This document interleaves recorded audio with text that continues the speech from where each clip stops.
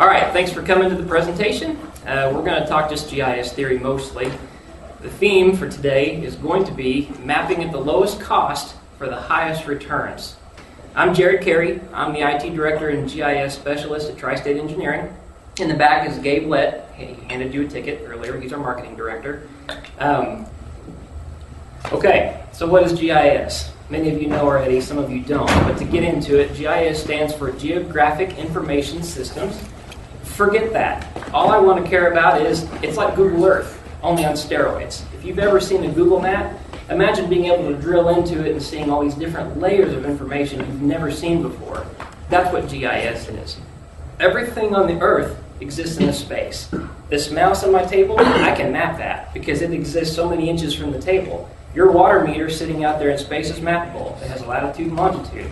Okay, that's obvious. Every space is mappable. You get an X and a Y for everything. But all mappable spaces, they have information about them. What's the manufacturer of that meter pit? When did you install it? There's a date for that. When was the last time you serviced it? What's the condition of it? That's what GIS does. It doesn't just take the map and show it to you. It tells you the information along with it so you can get more information about your system. You pick the features, you gain knowledge. Okay, here's a challenge. So paper maps. You might be familiar with paper maps. It's kind of our old school technology we always fall back on. Who lives in that red box on the map? Where are the water mains on this map anyway? I don't even know if this is my water district. I don't even know where I'm standing. The problem with paper is paper can't talk. But a GIS can, and GIS can answer many questions. The idea of having photos of GIS answers even more questions. We'll get to that here in a second. Okay, so let's say you have paper maps and you want to get them to a GIS. How do you do that? Well, you have to either, one, take those scanned points, put them into a computer, and what's called georeference them to the world. It's where you take a physical sheet of paper and you just kind of push pin it to some place on the map. And then suddenly it lines up. The next step is you draw over those features and retrace them in digitally so you can see where's all the parcel boundaries, here's my water mains, etc. And there's a lot of work involved in that, but it's one way to get started. The other option is you can GPS it. If you go out in the field with a nice Trimble GPS, you can hit the ground running, capturing things fresh down to the centimeter if you wanted to. There's a budget that comes with that, obviously. We're going to try to avert that at first. We need to understand GPS. Show of hands, who understands GPS well enough that they can just go out and do it today? Okay, not many. If you've got no working knowledge of high-end GPS, I'm not really going to cover that because I don't think that it's necessary to begin. But if you want to know more about the high-end GPS, I'd be glad to talk to you more after this session. It's a sensitive thing. All GPS can be affected by solar flares. It can be affected by the tree cover in your area. As you're standing in the field on a springtime day, you're standing underneath tree canopy probably. Sometimes. Maybe you're out in the open field, great. But those trees are taking the signal and they're bouncing it back to you. So it's adding an extra distance, an extra delay to wherever you're standing. And those little dots on that little point cloud, as I'm going to call it, that represents all the real-time information. It says, okay, I'm a little bit north, a little bit east, a little bit south. Oh, I'm spot on. Nope, I'm over here. All of that can form a centroid, and the centroid is probably where you're standing because it's the average of the middle, of course. But it really depends on the good sensitivity of your receiver, how much you spent for it. Obviously, the less sensitive a receiver, you're probably going to get more of a scatter plot error. It'll always say that you're way out here, here, here, here. It can't pinpoint you as well. Okay, so moving on. If you want to look at recreational grade GPS, it's usually 3 to 5 meter accuracy. What that means is if I'm standing in this room, chances are if I'm GPSing a water meter right here, it's the guy in the back row is where it's telling me. I'm actually not standing on the map according to it. I'm way over there, right? That's bad. But if you had centimeter grade GPS, it's going to get you right spot on. So that's about what you want to pay for. We'll get there. Okay, so Garmin eTrex. You're probably familiar with Garmin eTrex. It's a little $250 unit. Could be as cheap as $100 if you're lucky on Amazon or eBay. It's going to have some street maps in it. Great. It's going to have 3 to 5 meter accuracy. Great. Problem is, it only stores 999 points. After you're done with that 999 point, you got to wipe it all clean, start over, and you're at point 1 all over again. I'll explain why that's a problem later. However, this is a good way to get started mapping. I have a water map I'm going to show you that was just exclusively done on the Garmin eTrex, and a whole lot of Excel spreadsheets and scratch pads later with some notes and some F-bombs and some other curse words. So yeah, but we got through it. Okay, you could step it up. Maybe you go from the recreational grade to the pro grade, but this is an entry-level pro grade. We're talking now the ballpark of $1,200-ish. That's the average running price for a Juno 3B, and they make a 3D as well. The difference between the two of them is one has a cell phone, one does not. But this gives you the ability to put an aerial photo right there in your data collector. It's also rugged. The previous model of this was kind of cheap cell phone plastic. If you break it, you're going to have to buy another one because they're disposable practically, even though it's a high price tag. However, it's got a camera. That's nice because now you can take pictures of anything in the field if you need it to field reference back in the office. Still 2 to 5 meters of accuracy, but with post-processing, you drill it down tighter to 1 to 3 meters of accuracy. So you got a little bit closer, right? Okay, but that's the only unit that does that on the low end. Trimble Yuma. If you really want a good screen, if you wanted a tough tablet out in the field, 7 inches of screen instead of a little tiny cell phone window to click and pick on, this is the best one. $4,000 though, plus some software, but it runs Windows 7, so you can run iTunes on it. You can play, Facebook, games, whatever you want. It's got 2 to 5 meters of accuracy, but you can also pair this with another antenna if you want to get more sensitivity. You sure could. It's just that much more expensive. It's also got a camera. It's got a camera on the front and the back, but it's rugged as heck, mil-spec. You can throw it down in a hole with a bunch of water and know that it's going to still work when you pull it back out. It's good stuff. Okay, the problem with recreational though, like I've been saying, it's the accuracy. If that was the spot on my screen, we may be way the heck out there. Who knows? It could be right over in the middle on the left. It could be anywhere. We just don't know. And that's not good for emergency response. Maybe you got to get back out to a valve or something and shut it off quickly because heaven forbid a tornado came through, there's debris everywhere, you got a water leak and you don't know where the nearest valve is. There's no landmarks. Well, this Garmin's not going to get you there. The Yuma's not going to get you there. You're going to be frantic and scrambling unless you know your system that well without landmarks. Or you pay a lot more money and you really drill it down. You could get down to sub-foot accuracy for about $8,000. That's a lot of money, but it can sure come in handy if you're in panic. And there's other things that pair with that too. You would want a cell phone, some data plans, you want to get internet access in the field. That all helps you triangulate your position that much more. Again, a lot of hassle, a lot of cost. The best thing I've seen for water districts, and most people who are doing utilities, is a sub-meter device. Sub-meter devices, they're about $5,000, $6,000, software included. You're looking at a Trimble GeoXT. The GeoXT is a sub-meter as in within 3 feet, a meter-ish, okay, rounding errors in there. You're going to be probably pretty darn close, within a hula hoop of accuracy, right? It also stores everything. You got your aerial photo in there, you got your camera. The best thing about it though, I ran out of bullet points to fill the screen, but this is the most important thing, you can see it in the sun. When you take it outside and you got that screen blaring, you got sunlight, you're trying to shield it. No, the more sun this has got, the better you see it. It's almost retroreflective.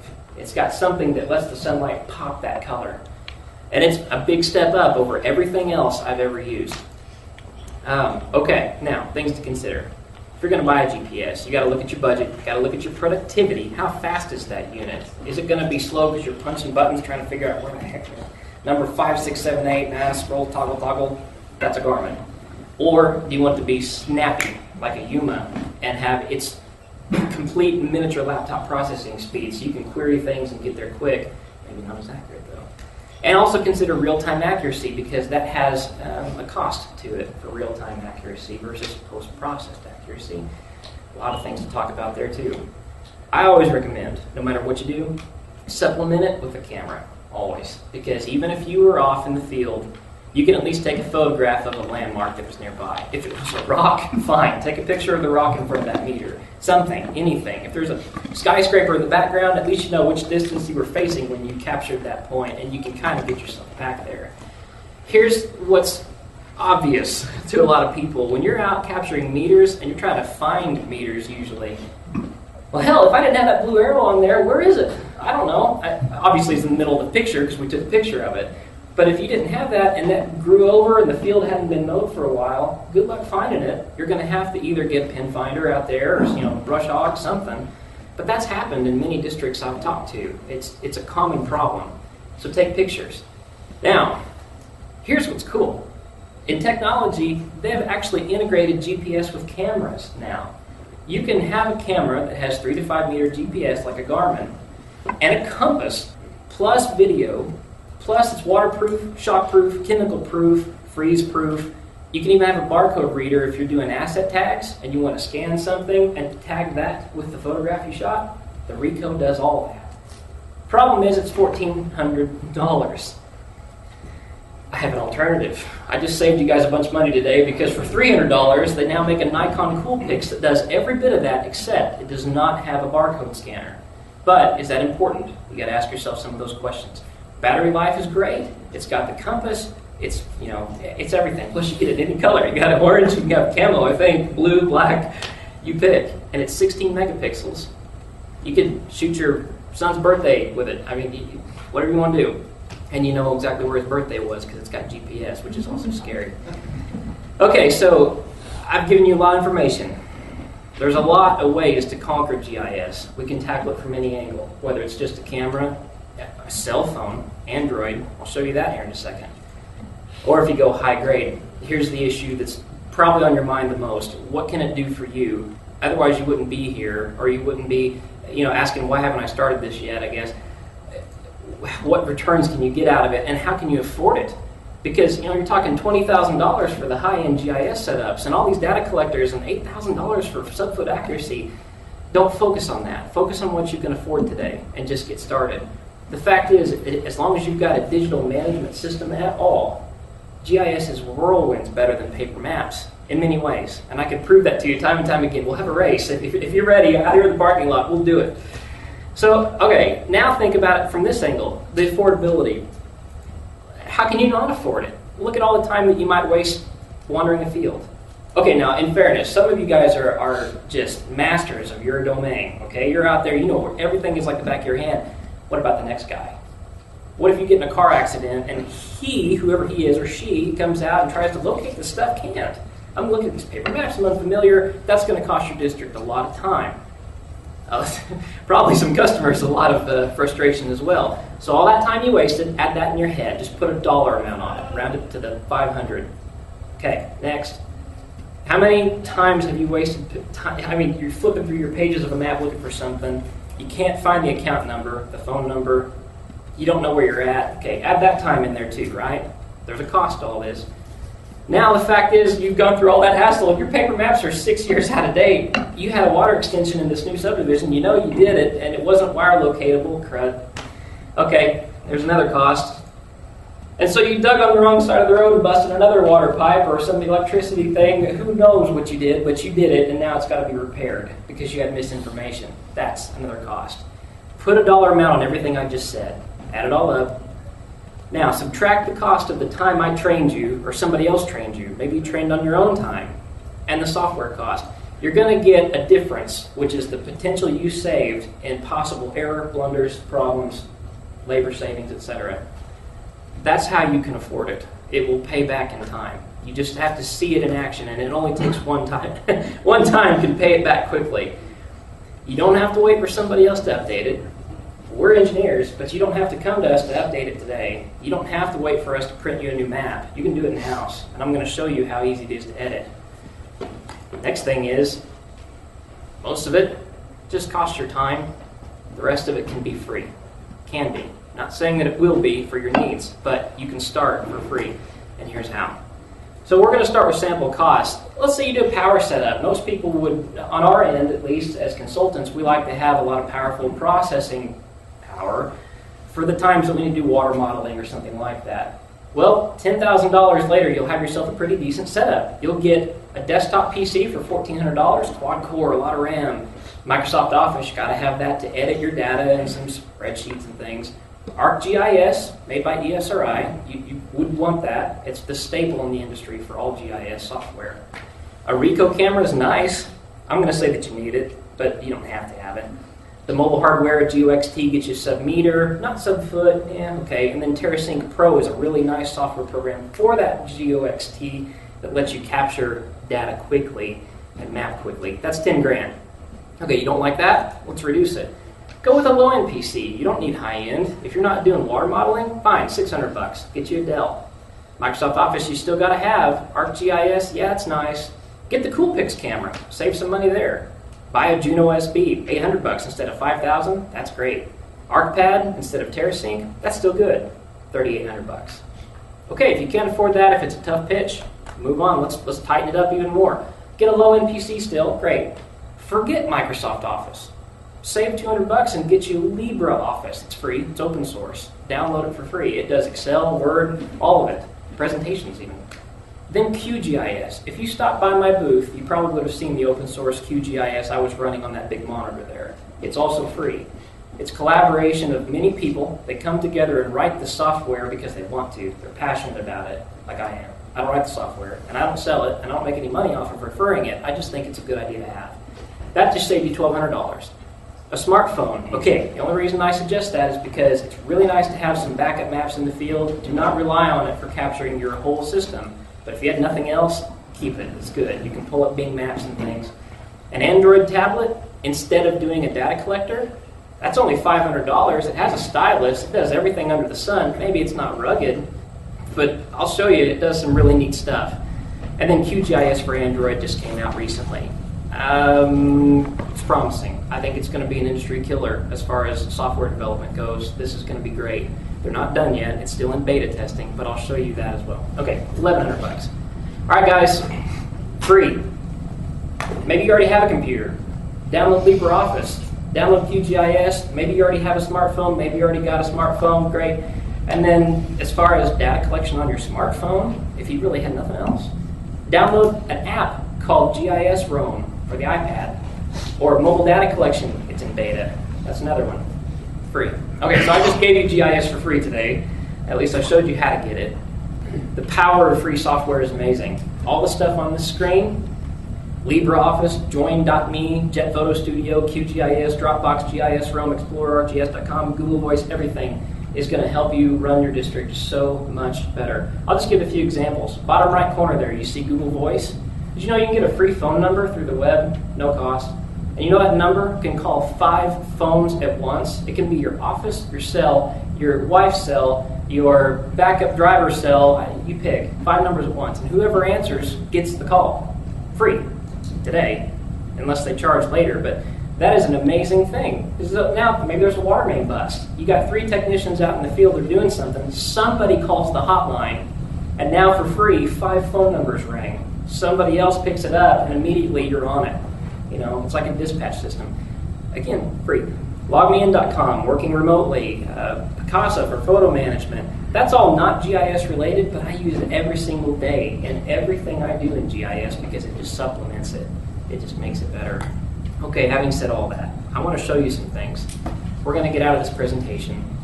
This is where the fun and hopefully not troubleshooting begins. I'm going to File, going to Open, and I'm going to pick a project, all in QGIS. We're going to open up a water district that all they did was use a Garmin eTrex to collect all, 3,400 points of their system, which included 2,437 service points. There's over 9 bleed-off valves, 4 crosses, etc. He really itemized this a lot. With that Garmin, what he did is he walked out there, $250 for this thing, right? It doesn't collect any attributes. It doesn't tell you what it is. It just gives you flags. So you take your clipboard and you write down on there, all right, this is point number 1. It's a service point 5 feet northeast of 6-inch main. Here's an address. Go to the next line. Point number 2. This is a gate valve and 5, you get the point. He did that for all 3,400 of those points. And in waves, he brought them to me and said, here, I need to get these into a GIS. I said, okay. We plopped his X and Y down, but with Excel spreadsheets, we went and basically digitized all those attributes by hand, and that was a nightmare. It cost him more in the end than it would have just if he had bought a data collector that was good. But got it done. All the mains, he had no wire locatable mains at all. Very old district. So to find them, it's all up here. And he's about to retire next year, in fact. So got to get him now. And so what we did is we just basically drew up an offset for everything that he wrote in. And we said, okay, here was his point he captured. Here's his note about 5 inches worth of a something main. Great. Do an offset right there. Now, next, offset, offset. We did that automated process. He got a map with a bunch of dots, and they were color-coded based on the diameters of all these mains. Blue for 4 inch, red for 1 inch, 2 was a yellow or orangish color. And he got out his colored pencils, kid you not, and a yardstick, and just started connecting those dots. And I went back and digitized the whole thing. He's done. Gave him QGIS. He manages this, updates it. You can scroll in. You can get a lot of detail. You can see where things are in relation to homes. It's fairly accurate based on what he's done in reference to the aerial photograph. His 2 to 5 meters of accuracy with that Garmin E-Trex, it failed him many times, in the summer especially, when the foliage was out big and thick. He would have to go back and correct points that were 50 feet north of where they actually were on the map, but he used this aerial photograph to do it. Did it save him any money? No, he spent a lot of time, but he got it done. And because you can see where the edge of a curve is possibly, or an inlet, an outlet, maybe the corner of a home, and then you take a little measurement on the screen because you know that's how far it is in real life, plop the point down. In fact, right now, I'm going to change something because I know that this point right here is more close to the driveway. Can you all see my cursor okay in the back? Okay. I'm going to click on this points meters layer, and my pen tool is what engages the editing session. All I got to do is click my little move node, click on this little M right there, and I end up dragging it after I'm done. Let's move it right in, tighter, right there. Done. The end. You didn't have to call an engineer. You just did it. And now that it's done, I'm going to, wait, oops, I goofed. I didn't mean to do that. I'm going to stop my editing, no panic, discard my changes, look, it went right back to where it was. It's foolproof in that sense. You can't just break it. It's got a little lock on there. Unless you save it. If you're intentionally wanting it to stay, then click the save button by all means and it'll go. Lines, they move the same way. If I want to edit my water mains, not meters, mains, I just start an editing session.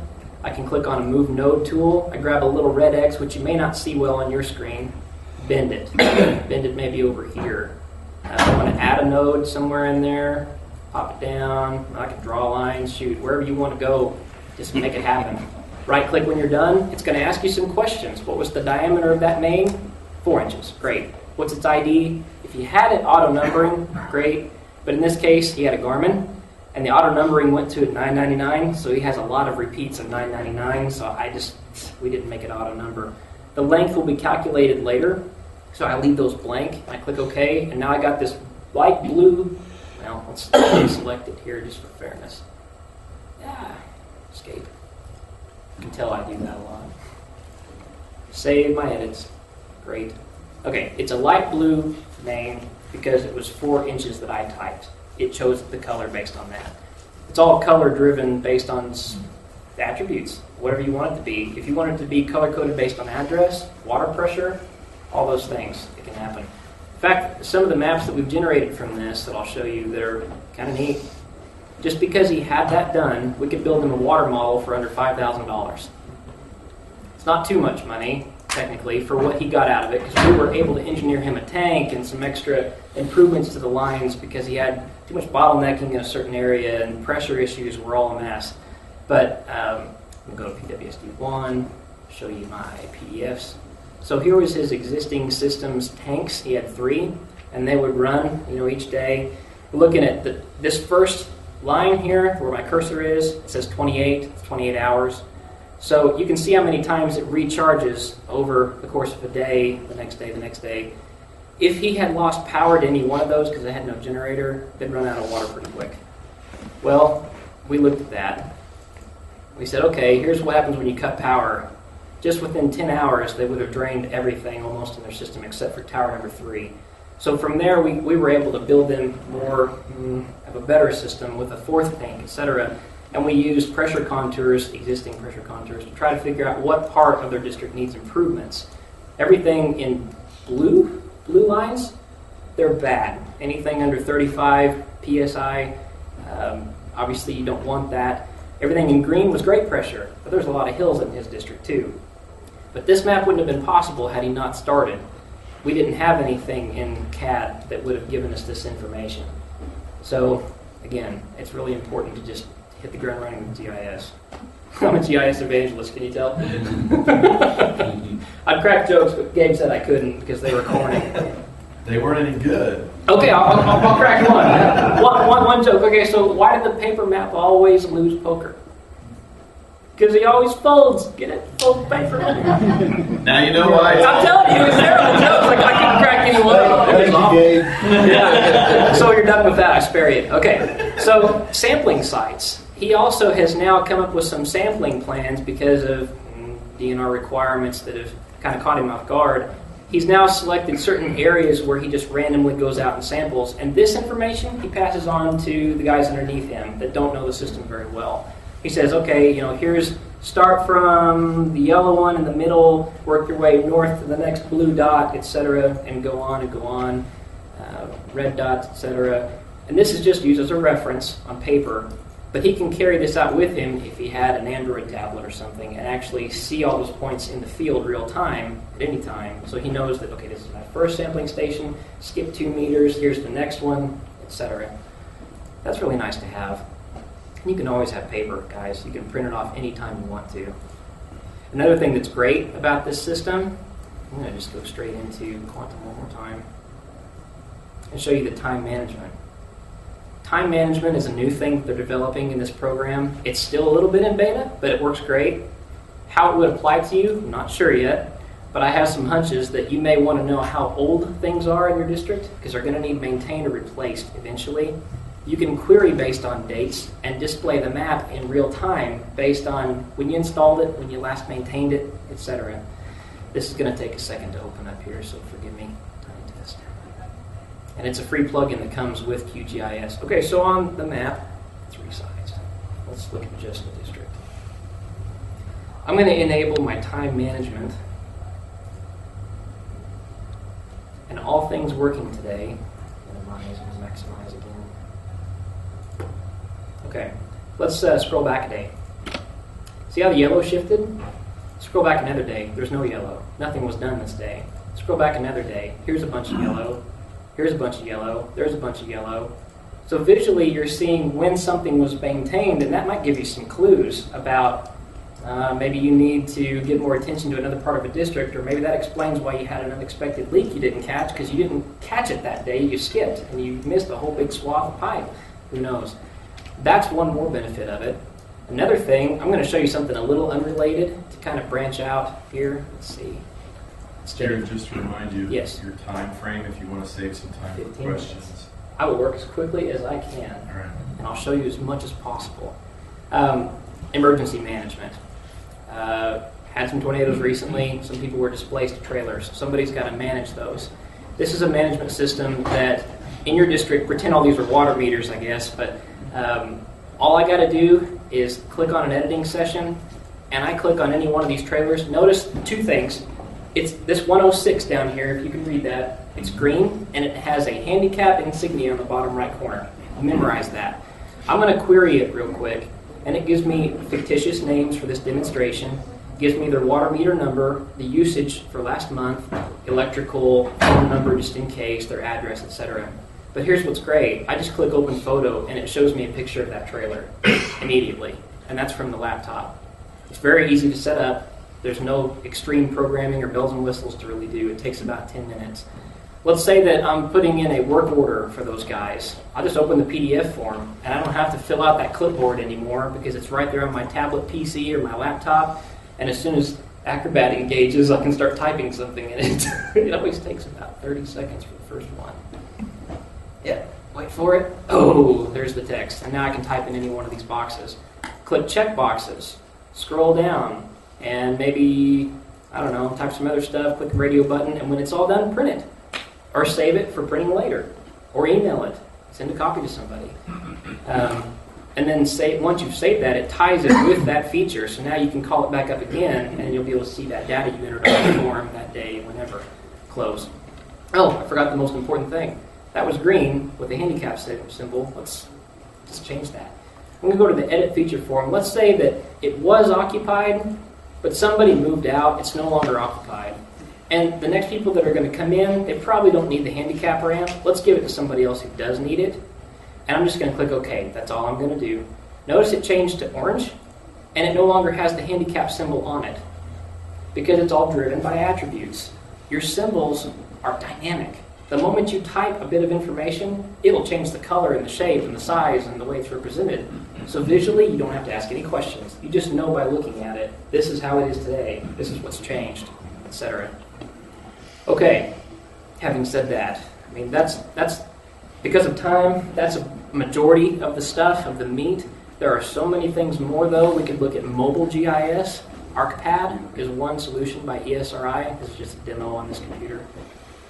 With ArcPad, what's happening here is you've got yourself a tiny little screen, or a Yuma maybe, and you're out in the field capturing GPS this way. It works about the same as Quantum GIS, but it's a lot more stable, I'll admit. It's about $700 too. But it integrates your GPS, you can edit features, draw, query. When you query in this system, it's a little bit different. You click on a meter, and it comes up with a tiny little window of attributes because on your screen it's tiny.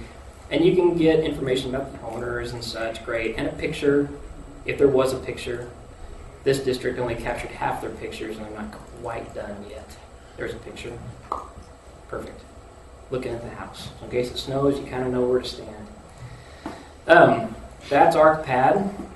Google Earth, you can put GIS in Google. I'm going to show that because I'm running low on time. The other thing that you can do, which is also amazing, let's just fire open a new project here real quick. I still got a little bit of time. I want to look at a plugin called Photo to Shape.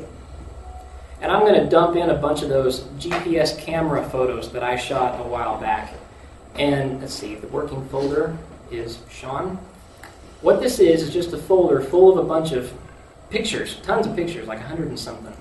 We'll save over a file as test 2. Bam. And hit save. All right, this is going to crunch. It won't take but a second or two. And what happens is amazing. All those pictures I took out in the field with that camera, they plop on the map.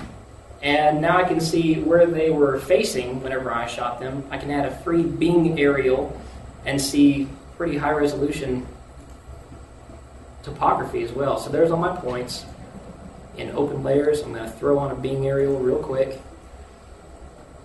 And of course, I'm not on wireless, so it does not display. First flaw. But as soon as it did, you'd be able to zoom in and look at, hey, I'm standing on the left side of the railroad tracks, I should say west side, and here's one facing a little bit east on the other side, etc. And every one of those points, you would be able to open up and query and pull up a photo just like before because it has the file path in there. So that's nice. There's also, because I'm running out of time, I'll open this up to questions, but there's a program called Arc Logistics. If you want to improve your route, maybe you've had the same old route forever, Arc Logistics by Esri is free for single-use mode, for single vehicle mode. What this does is it allows you to plug in all your meters, and maybe you're going to go do a sampling run, maybe you want to save time and gas. It automatically figures out the shortest path, the quickest time to maximize the most for the day. It is quite amazing. This probably won't let me go very far because I don't have my account plugged in, but kind of give you an idea of how it looks. You get a schedule, and you end up getting a map with the internet connection. You fill in all your orders, you click build route, and then boom, it's done. It draws a little line across the whole thing. The problem is getting it. I've got a copy of it, but at this point, they're not giving it out to just anybody. You have to have an Esri account as well. We can help you set one of those up if you needed to. I said I was going to open it to questions, but I lied because I'm going to show the Android tablet. Are we going to have some questions? Because I haven't had anything texted to me yet, but are you guys kind of waiting to ask some questions at this point yet? You can hit me now, really, if you want to. Go for it. Everyone's intimidated. Okay, I just didn't want to bypass, I didn't want to fill up the whole time if some of you had questions and then didn't get the opportunity to have them answered. Okay, so this is crude. I don't have a cable that connects my tablet PC to my projector. But at this point, I'm looking at the screen of a tablet. You notice in the middle I have a little QGIS symbol. When I click that, I can open up the program in there and run it. This also has the benefit that there's GPS on board my tablet. It can connect to that and tell me a real-time position. And also, let's load in just one layer to make things go quick. So I'm going to just add the points from that same water district and throw them on this map. Boom, there they are. If I want to throw out an aerial, I can. If I want to go in and query stuff, it works the exact same way. If I want to change colors and symbols, attributes, it works the exact same way. There's also one more thing that's really, really handy, and I'll crash out of that real quick so we can go to one more thing here, ArcGIS. On your Android tablet, on your iPad, on your iPhone, whatever you've got, as long as it's a smartphone, failed to connect because we're not on the network. Panic. I'm still on, so you should be able to get on. It's only because I didn't set it up, because I talk too much. My only fear was not being able to say enough. Just kidding. Let's see if it'll connect here in just a second. What it does is it gives you a map on your phone that shows attributes, features, just like all the others, but it's free, and it streams the data through your phone if you've got a data plan. Here we go. Let's launch this baby. I think what's pulling up right now is a map of a college campus in Missouri. Should have? Nope. It's the last thing that I did last night in testing. But if you turn on your GPS up here in the corner, it should locate your position pretty close, and hopefully it gets us to the conference center here. I know we're indoors, but that's the last known location. Yeah, it looks like it is. So it doesn't really know where I'm at the moment, but it knows we're close by. And from here, if I had all my shapefiles in this view, I can query them right on that tablet with my little stylus pen, edit them and such, and I don't need to buy a data collector per se. Again, that is free. It's one more thing that you can check out as well.